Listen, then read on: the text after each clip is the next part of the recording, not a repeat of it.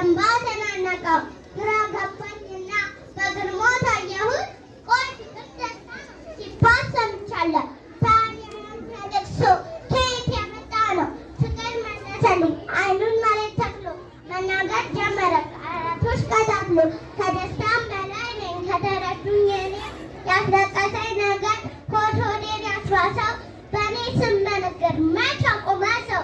በእኔ ሲጫወቱ የሐሰት ጨዋታ በእኔ ሲነግዱ በእኔ ስም ሲታታ እንዴት አላነባ ካደባ ነገሩ ብሎ መለሰልኝ ፍቅር በቀስታ አንገቱን ቢያስደፎ የሐሰት ጨዋታ ከሕፃን አንደበቴ ፍሬ ነገር አገኛለሁ ብላችሁ ስላዳመጣችሁኝ አመሰግናለሁ።